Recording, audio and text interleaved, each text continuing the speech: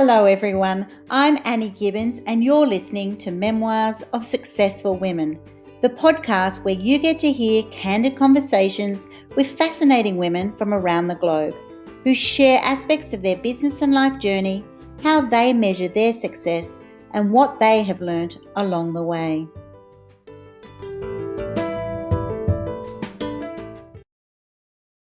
Hello and welcome to Memoirs of Successful Women. Today I have an absolute delight for you. I'm introducing you to Shelli Brunswick, the COO of Space Foundation. She brings a broad perspective and deep vision of the global space ecosystem. From a distinguished career as a space acquisition and program management leader and congressional liaison for the US Air Force, to her current role overseeing Space Foundation's three primary divisions: the Center for Innovation and Education, Symposium 365, and Global Alliance. She's advocating for space technology, innovation, entrepreneurship, diversity, and inclusion, such important topics.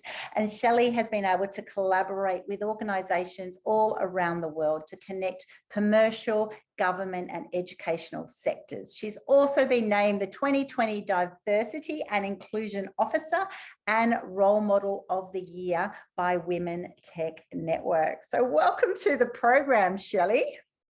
Well, thank you so much. And I'm going to make sure to send you an extra holiday gift for that amazing intro. I'm going to take you everywhere I go. Oh, well, I can't wait to come to America now that we've all been released post-COVID. So I might take you up on that one day.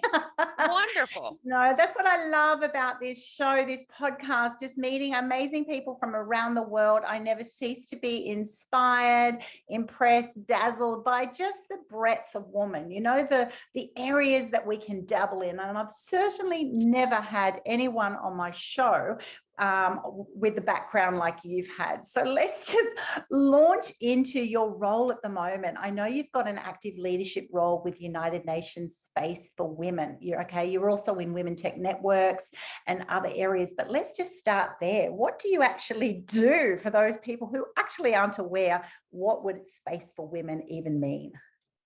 So the United Nations Office of Outer Space Affairs has a program called Space for Women, and it's all part of the Sustainable Development Goals for gender equality and equal education. So what we look at for UNUSA, that's how I'm going to abbreviate UNUSA, is how do we bring more women and girls into the space ecosystem? So I am a mentor for the program. So they have two programs. One is the formal mentoring, and then they have a more informal network. And for your listeners who are like, I might want to check this out, first of all, it is open to men and women. So you could go on Facebook, UNUSA Space for Women, and you can participate via Facebook. There's a Slack channel as well, and you can talk about if you're doing activities in your country or you just want to start connecting with other women and men around the world who are looking at creating more opportunity. And then the program I primarily focus on is the formal mentoring. So at my role at Space Foundation, we do have that Center for Innovation and Education. And we are passionate about believing that when you find mentors, you can overcome many other roadblocks that might prevent you to come into the space ecosystem. Yeah. So I practice what I preach. I say you should find a mentor. I say you should be a mentor. I've had wonderful mentors in my career. So this is part of my opportunity to give back. And so far I have only had women, but it's open to men and women. The women I have met through this program, both the other mentors around the world, as well as the proteges, it's fantastic. I've learned so much. I every time I get a new protege, I'm like, oh, I learned so much from them. Some of them are in other industries. Some of them are entrepreneurs. Some of them are in different technologies. They're outside the space ecosystem. Although technically we'll talk about that more. Nobody is really outside the space ecosystem. And so it's just a great learning opportunity for me. And I love connecting I've had a couple proteges in the US, but the majority have been international: Pakistan, India, Portugal, Italy, Africa, I'm thinking Norway, so Canada, Oklahoma here in the US. So I've had some amazing women I've met through this program, and I learn as much as I give. So that's a little bit about the UN Office of Outer Space Affairs. And Women Tech Network is a wonderful organization as well. I'm on their advisory board, and they have both informal programs, but they also do have a formal mentoring program. And again, don't be shied away if it says Women Tech Network. It's open to men and women. And I have met, and they've all been women so far, amazing women through this program. So I just share with your audience, if you're looking to be a mentor, and you can be a mentor at any stage in your career, college students can mentor high school students, but be a mentor, you get so much out of it. And for those of you who want to understand how to navigate life a little easier, I mean, that's your profession, a life coach, find a mentor. Yeah, absolutely. Absolutely find a mentor. I think it's an essential ingredient for everybody in every vocation of life, at every different stage of life, right? Every stage of transition, doesn't matter where you're at, try and find someone who's just done that journey before you, and you won't do it exactly in their way. You'll pick up their tips and tricks, and then other things won't resonate, and you'll say, thanks for that. It's the opportunity to just dive in and learn from them and then apply it to your context. I'm currently a mentor with a STEM program here in Australia. And so I just find it's so much value. When people are worried about reaching out and asking a mentor, I tell you what, the mentors just benefit so much as well, because you just get to enjoy, these new innovative projects, the way young people are thinking, and, the ideas that they've got, and the journey and the decisions they're going to make. It's an absolute delight to be a mentor. So definitely mentors and mentees definitely seize this opportunity. Let's just take the listeners back then and find out, how does a woman from the US, how do you actually get into the area of space? What has been your career journey, and was it something that you always hoped? Were you one of those little girls who thought, I'd love to just, almost become an astronaut or learn about the beyond? Well, when we really think about it, let's go back 40 years and think, 40 years ago, 50 years ago, 60 years ago, when you think about the space program, it really was just a couple countries, primarily male, primarily government. So you were in the military or a civil space agency. Yeah. So, and you were a STEM professional. So you can think about that. So when I graduated high school, I enlisted in the US Air Force. That wasn't even a possibility of what I was thinking. So I'll kind of go through my life journey with you a little later. But so I enlisted in the Air Force. I went to school at night, and I earned my bachelor's degree going to school at night. And then I applied to be an officer in the US Air Force. And that's when my journey in space began, because the Air Force assigned me to be a space project manager. And so I did 12 years as HR, human relations for the Air Force. And then I became an officer. And then, wow, what is this new thing? And it's been an amazing journey ever since. And I've loved it. I've learned all about, initially, that was more than almost 30 years ago. Yeah. Not to tell you how old I am, but again, I was in the Air Force, so somewhat a traditional route. You were looking at traditional activities. The government did it all: ground station, launch vehicles, satellites. That was kind of the space industry. Now you're looking at the space industry. It's commercial. It's all sectors of the economy. It's primarily being driven by entrepreneurs, commercializing technologies. Now you don't have to be a STEM professional. We still need STEM professionals: science, technology, engineering, mathematics. But we also need media and fashion designers and project managers and entrepreneurs and technicians. So individuals with high school graduates that become an intern or get a certificate, all the way to PhD. So now it is truly democratized, and there's opportunities for all. So technically, you're now a space journalist, a space mentor coach, because you've talked to me. So now you're part of the space ecosystem. I'm going to adopt you.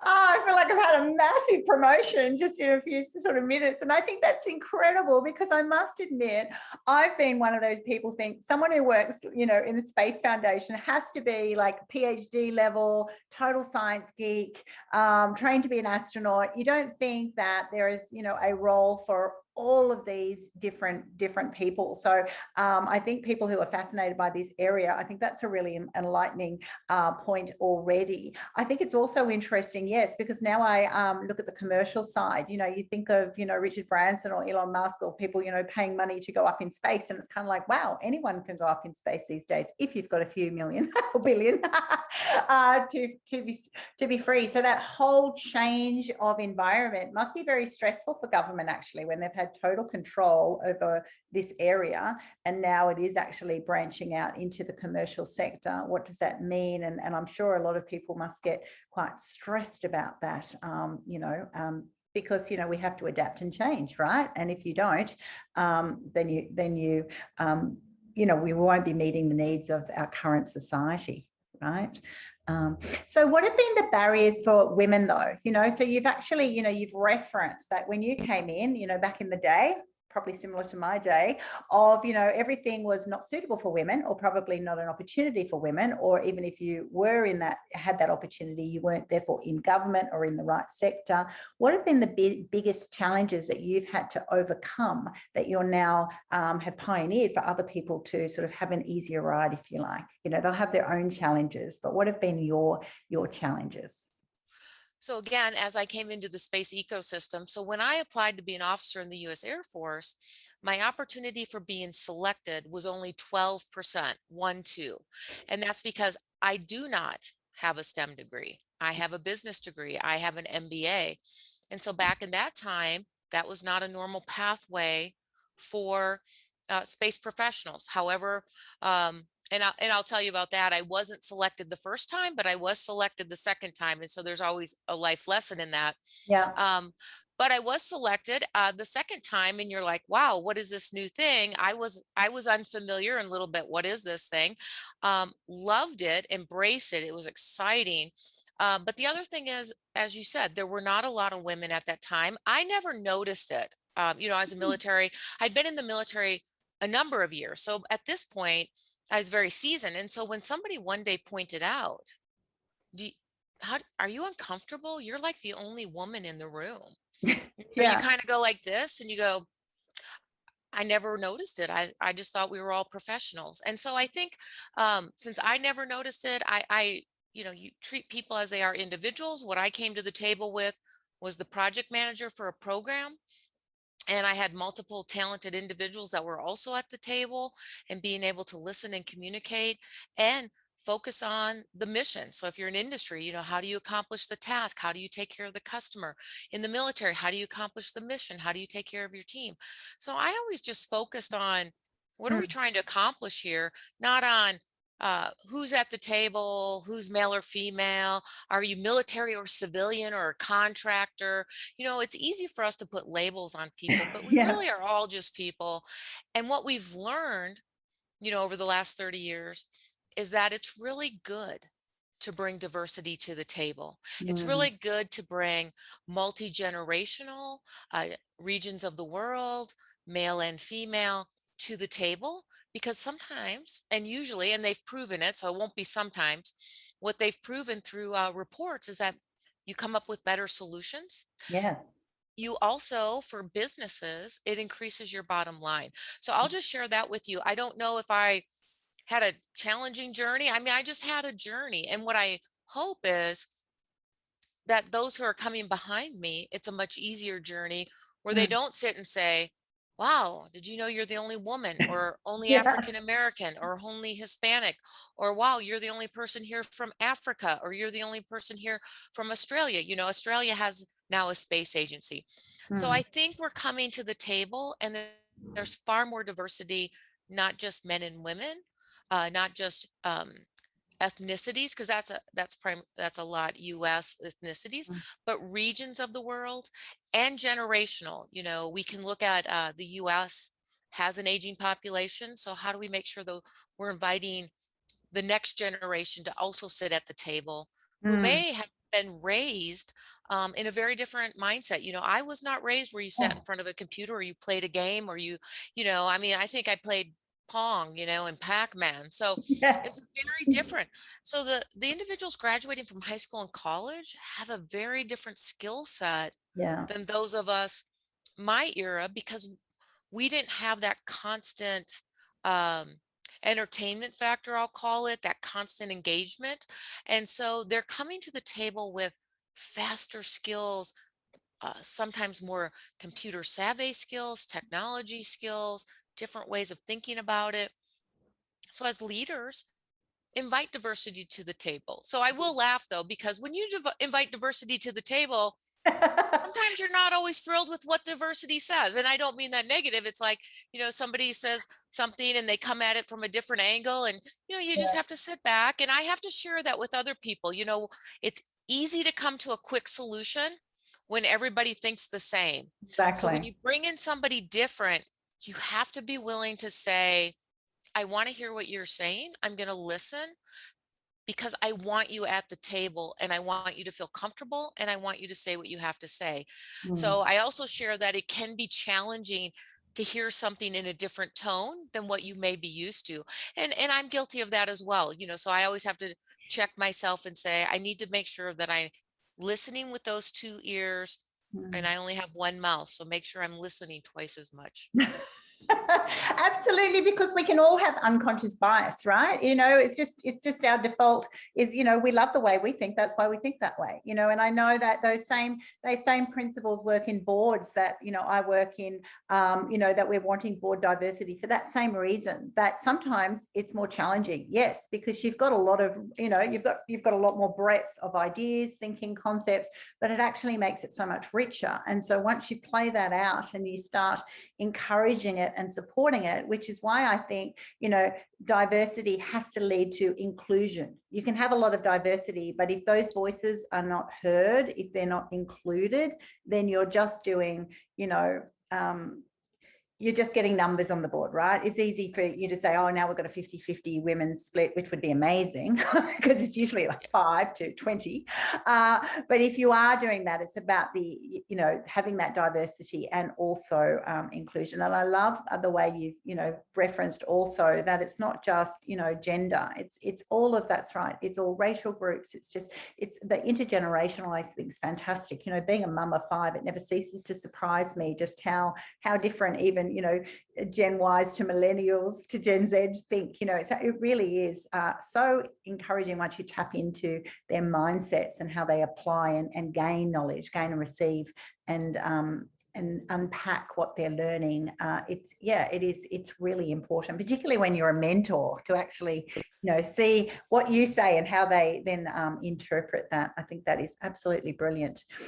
I think also it's interesting, and it was probably because you did have your route by the Air Force that you probably didn't really notice the gender bias. But I think if you look back, was there a women's bathroom, for example, did you see pictures on the wall of women actually having these important roles, these executive roles? I think this is an area that we will really know that we have changed things for women globally, and also with other areas of diversity. Then when you are those little girls in school and you actually do see that speakers come in like a woman who's been successful in this place, that you'll see footage in movies and other areas that will demonstrate women at these executive sort of roles or really achieving, and that it's not actually an issue. So while you didn't notice it so much, I'm sure a lot of other people do.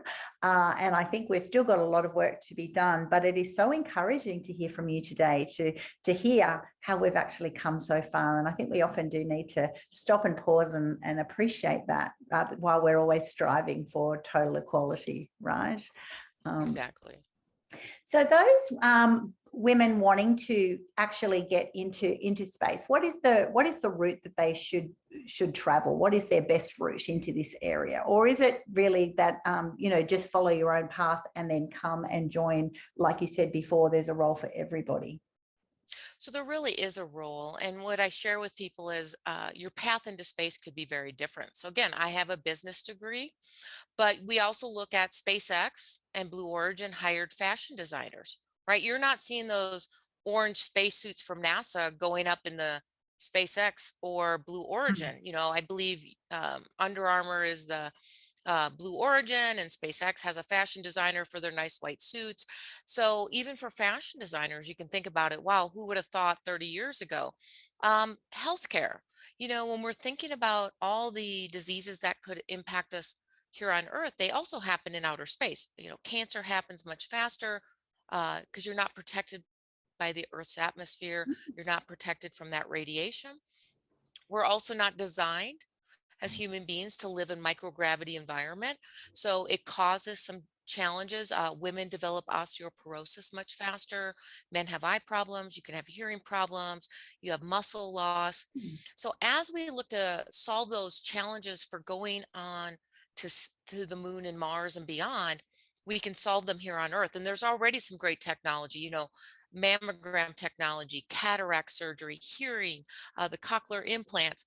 So much has come from space technology. So if you're passionate about healthcare, you could look at commercializing that healthcare technology or working on a team for NASA or a company that's trying to mitigate living in microgravity environment. Or if you're passionate about cybersecurity or artificial intelligence or robotics, you have an opportunity to be part of the space ecosystem. So what I'll share with you is there are 16 different sectors that are part of the space ecosystem. Wow. Only one of them says space. The others are agriculture, healthcare, education, finance, the Internet of Things, transportation, communications, and obviously I can name them all for you.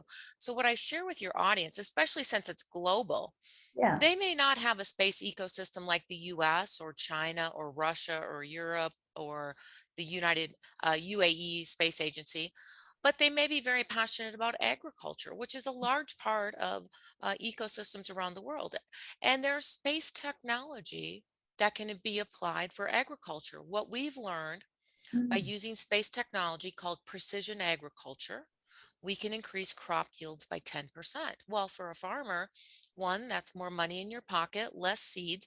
You can also use space technology to determine, do I need to water or not water? Mm. Does this sector have pests? Do I need to eradicate for pest control or not? So you can use that space technology to do things in a very different manner that's far more efficient, that can help you make more money, but also we need to create more food on planet Earth for the Mm. growing population. So the ways we've done food production for the last centuries is not sustainable. So we Yeah. have to really look at what are some different methods. So we can look at precision agriculture. We can also look at how are we going to grow food on Mars? How Mm. are we going to create protein supplements on Mars? We're not going to fly cows there. So you can see many of these companies like Beyond Meat and plant-based proteins. We're doing those on planet Earth, but we can also take that off world as well. And so by vice versa, or better management of our resources. So I'm going down the rabbit hole a little bit, Oh, but what I'm I'm just sharing with loving your this. audience is there's so many wonderful opportunities for someone to be passionate about agriculture. Or look at all our entire financial system Mm. runs on space and cyber technology. It's Yeah. running off those GPS satellites. Every time somebody in your audience goes and uses an ATM or swipes their credit card, it is getting a date timestamp from those GPS satellites, and that's how we're tracking things.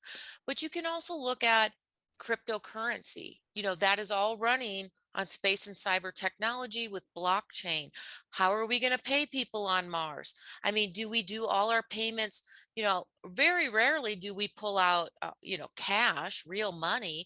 Most of the Yeah. times it's a credit card. How many of us really use checks anymore? I mean, what is a check, right? Some people are probably Exactly. like, I've never heard of that. Um, I remember balancing my checkbook the old fashioned way. I'm sure there's people in your audience group who are like, what is What that? is a check? So transportation, we look at these ship cargoes that are coming to the US that are backing up. They're coming using GPS technology. Airplanes are using GPS technology. So our transportation system of how things get around is using space technology. You're looking at autonomous vehicles. So it used to just be drones in the air, but you have underwater drones. Now you're looking at driverless vehicles, for the trucking industry. That's all going to run on space and cyber technology. And so, what I'm sharing with your audience is follow your passion. You Mm. could work for a government, you could work in academia, you could go work for a big company that's already in the space industry.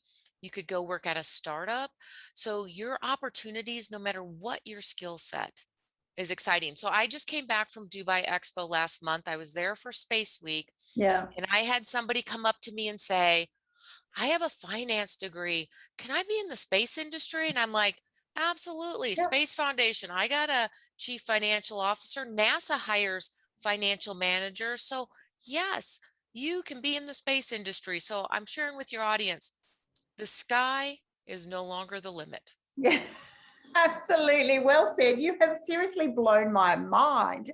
It's like everybody can work in the space industry. And I think there's so many, particularly young people coming through who really, they're very innovative. They're wanting to do things for the planet. They're wanting to be more efficient, more effective, save money, save the environment. There's so many aspects that you've even just referred to that there would be a place for them there. And I love the fact that we often don't think about that. We don't think of the day-to-day technologies that we use, particularly satellites and things, of being, obviously part of that whole realm. We just don't even consider how it all works and how much we actually rely on it and how important it is, because if you're looking at attacks to world order, it's certainly in the cyber sector, right? So I think we do need to be very concerned there. You've mentioned a couple of times living on Mars. Is this a reality for us, and how far away is this? Well, I'm not sure it's a reality in the near term, and I'll say in the next 10, 15, 20 years. I do believe, we're already on Mars. We're already started that Mars process, and we've done it with robots, right? Everybody, we've sent those rovers there, Perseverance. The UAE sent a satellite, they've got Hope. So we already are doing it.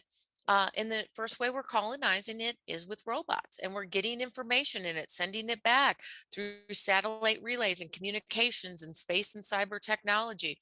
And we're going to learn from that. And then are we going to eventually, do we send things to help 3D print habitats? And there are experts who are thinking about, what does Mars architecture look like, right? What does that architecture look like on Yeah. Mars? And we're looking at, how are we going to grow food, and how are we going to get it there, and how are we going to do healthcare? So we are making strides. And you can see, everyone talks about Elon Musk. He has said he wants to die on Mars, just not on impact. So I think where we used to be 40, 50 years ago, a government driven desire to pursue outer space, I think the government is still there, but I see commercial as the driver now. I see commercial opportunities leading the pathway to get us back to the moon, forward to the moon. And there's lots of great things going on when we go back to the moon, and then on to Mars and beyond. And what do we learn? And the commercialization opportunities again, as you're thinking about, well, if I can build habitats on Mars for human beings, I could build those habitats here on planet Earth. You're in Yeah. Australia, you have desert environments. The US has desert environments, the Middle East. So those type of habitats could be very valuable here on planet Earth too, to look at regions where maybe we aren't habiting the planet because of harsh, austere living environments. So we can look at that. And again, how are we going to grow that food there then? We're not going to bring a bunch of cows out to the desert and cattle, but can we grow foods in hydroponics? How are we going to cultivate that? So we can look at different methods. How are we going to recycle our water? Everything on the International Space Station is recycled. So I'm not going to go into the details about where all the water comes from. I'm just going to say it's recycled. So how do we, as human beings, here on planet Earth, we haven't thought about that we have a limited supply of clean water, but we know many parts of the world do not have clean water. So how do we help create clean water for Mars? But we can also then, how do we do that on planet Earth? How do we do filtration systems? And what I'll share with your audience, for those of you who are out there going, I want to learn more, maybe I want to be an entrepreneur. NASA and the European Space Agency have thousands of space patents that are waiting to be commercialized. So some of those are water filtration, agriculture, energy storage solutions, healthcare. So for individuals in your audience who are entrepreneurial focused and maybe you don't have your own idea yet, you could go check out those websites, NASA Tech Transfer Office, European Space Agency Tech Transfer Office. look at the patents they have, and anyone can apply for those. Now, that doesn't Mm, mean they'll award it to you.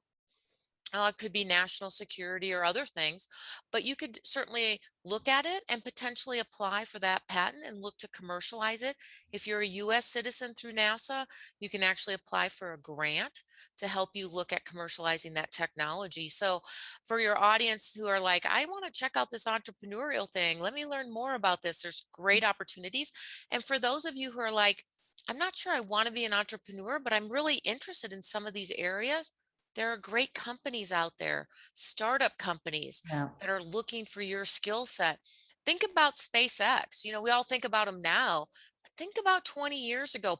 Employee, we know employee one was Elon Musk, but think about employee five or employee 10 or Mm, employee 15 who started way back then and see what they've built.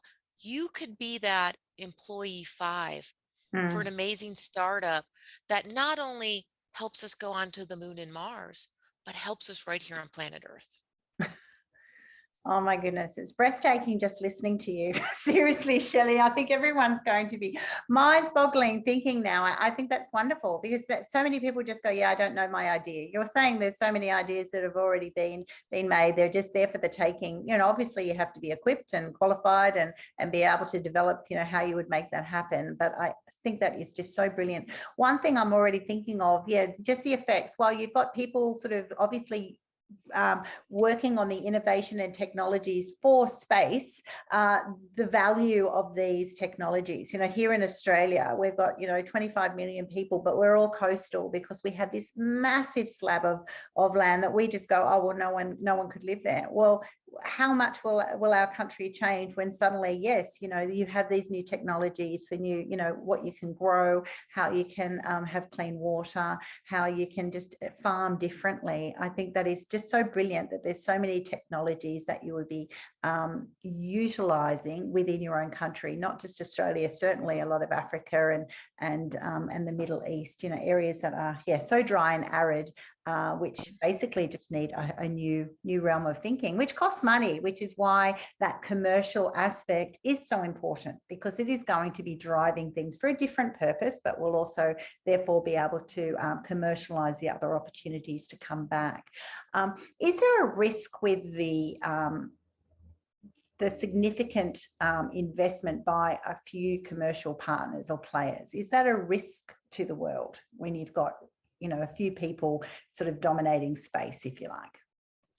So I think we only think there's a few dominating people because we hear about them in the news all the time, Yeah. right? We hear about Elon Musk, we hear about Jeff Bezos, but space tourism is a very small piece of the space ecosystem. So let me share with you the global space economy in 2020, according to Space Foundation, our annual space report that publishes that number, and we just did in July, was $447 billion. Mm. And of that $447 billion, 80% is commercial.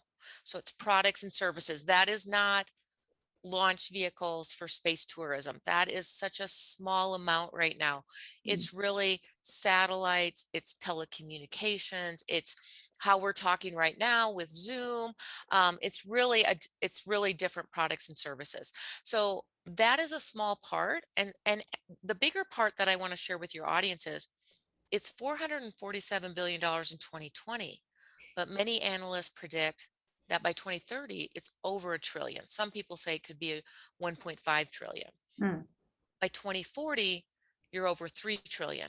And again, it's in all that technology I shared. It's data analytics and healthcare, quantum computing, cyber, artificial intelligence, robotics.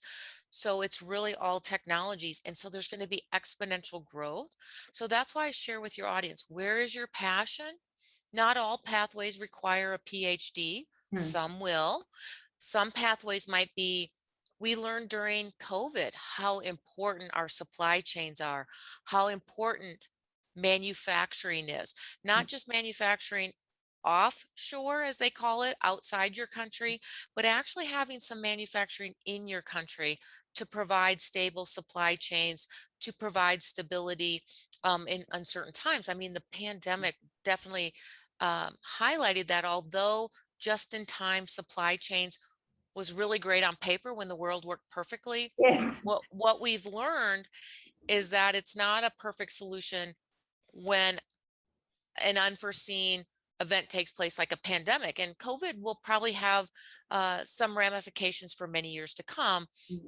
So what I share with you is we're learning, manufacturing. And again, in the US, you could get a certificate in manufacturing from a community college. You could do that while you're still in high school. You can walk into a great paying job. Mm. So that's high school graduate to PhD, all career fields.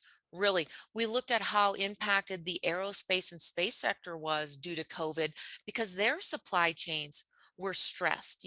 How many suppliers were in trouble? Many suppliers, maybe small or medium sized businesses. And so it's really important to understand the importance of the supply chain. And we've really, our country has, I know Australia has, really looked at how do we make sure we help suppliers stay in business? And the US did it through a thing called the PPP. It was a loan that was provided and then forgiven almost as a grant, but it allowed small and medium sized companies that were impacted by COVID to stay in business, to keep their payroll going until we could get through COVID. So I will share one more story about COVID because we learned about supply chains and how that impacts the space ecosystem. But we also, at Space Foundation, we highlight space technology that benefits life on Earth. And in 2020, we inducted 3 technologies that allowed 2020's pandemic to be different than the pandemic of 1918. And Mhm. that was telecommunications, telehealth, and teleconferencing. All of those came from space technology. Mm. Imagine what the 2020 pandemic would have been like if children could not have homeschooled, if we could have not worked from home. And again, I know we had frontline workers in stores, filling shelves, frontline, ambulance and healthcare workers, and there were individuals who had to be frontline. But many individuals were also able to work from home Mhm. because of that space technology.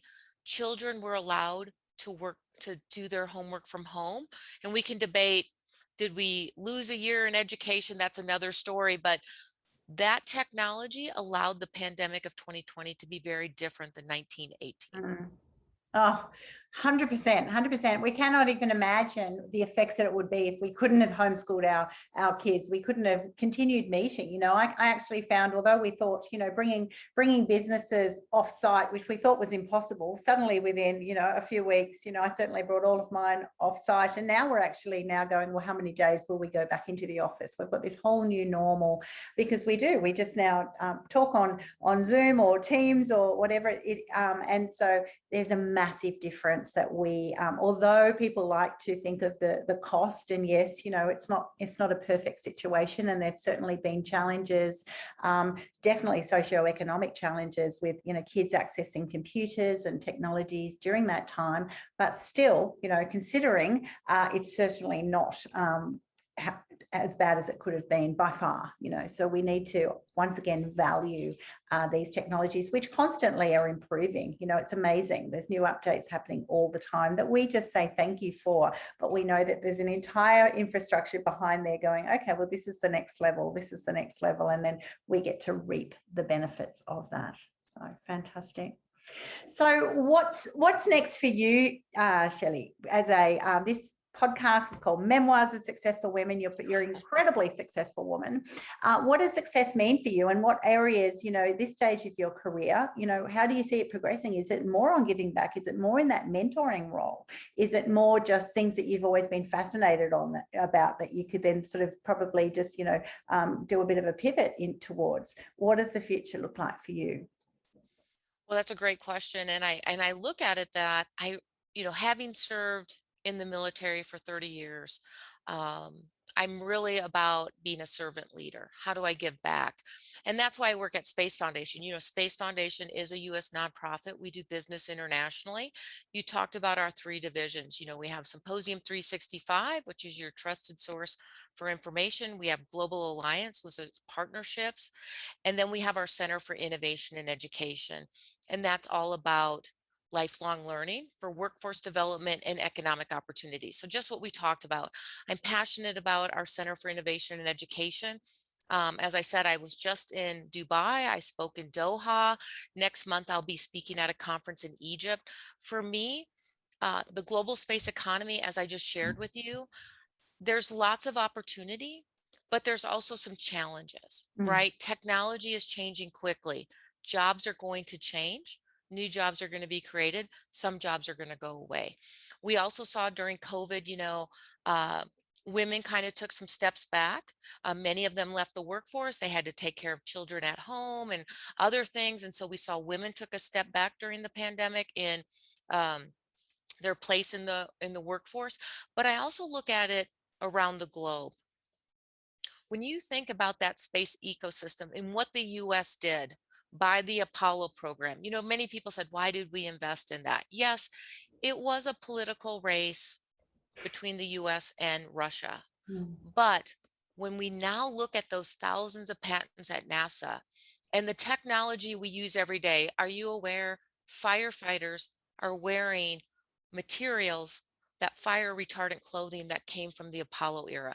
When we go to buy a crib for our children, it's because of fire retardant clothing that came from the space industry. It's formulated food that we created for the space industry. It's inflatable rafts that we created for the space industry.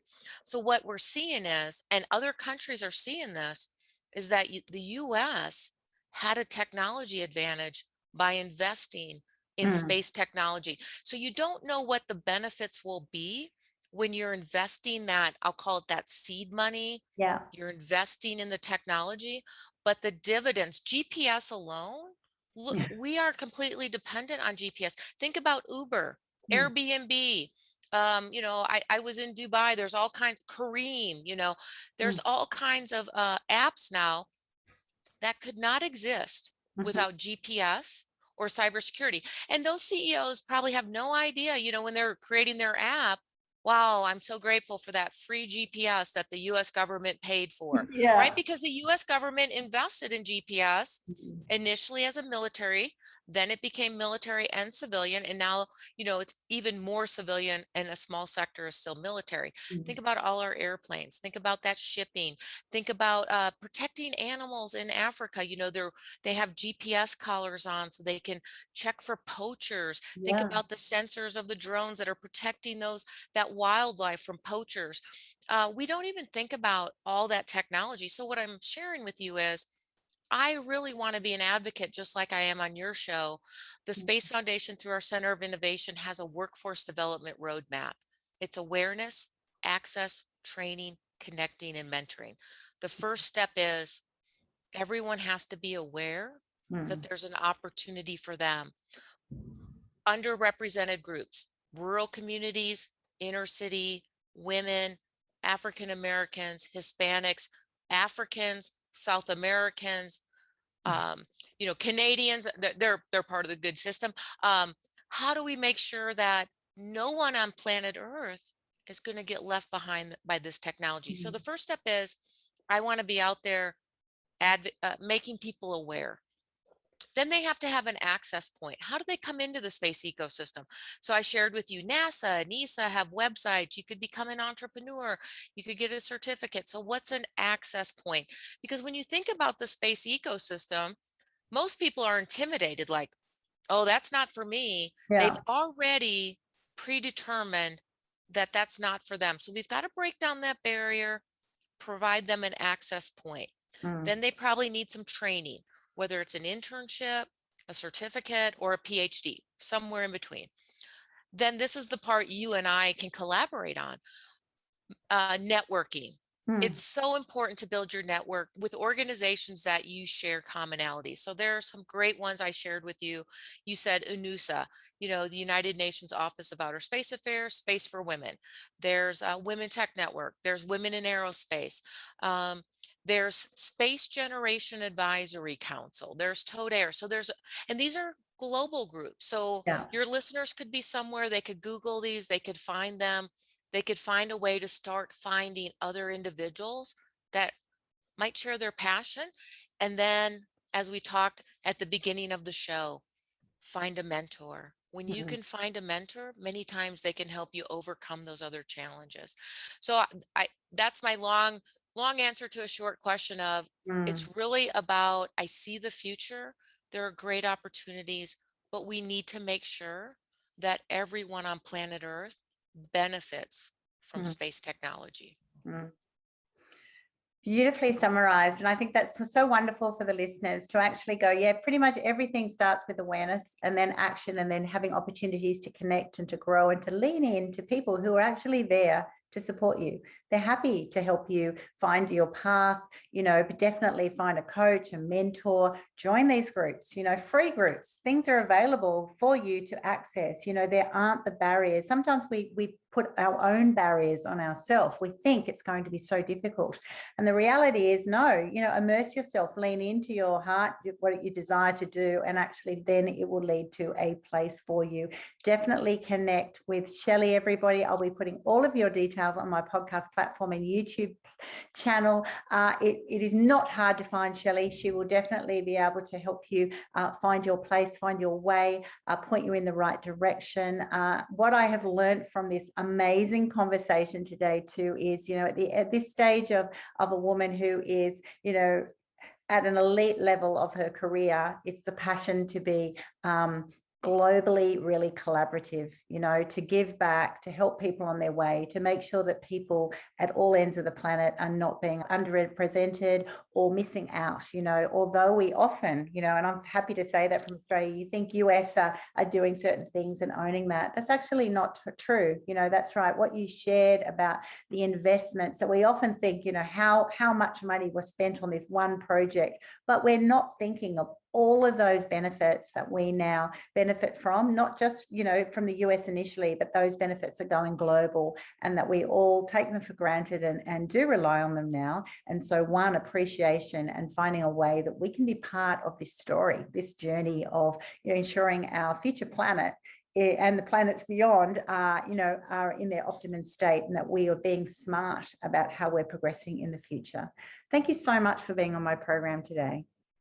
Well, thank you for inviting me. I'm so honored to join you. I hope we can circle back in 2022 and I can share some other new stories or new opportunities, or some of those young people I've met and share their stories. So thank you again for inviting me. And I look forward to listening to more of your podcasts because they are excellent. I was sharing with you earlier that I listened to your one on changing, change management in organizations. So your podcasts are very enlightening, and no matter where you are in your career, you can learn something from your podcast. Oh, thank you so much, Shelli.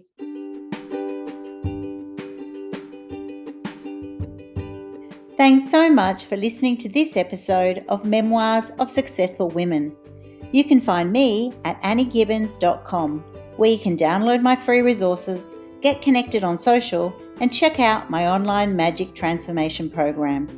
If you love this show, feel free to subscribe to future episodes, and of course, share it with your friends. I'll see you again soon, and until then, happy podcasting.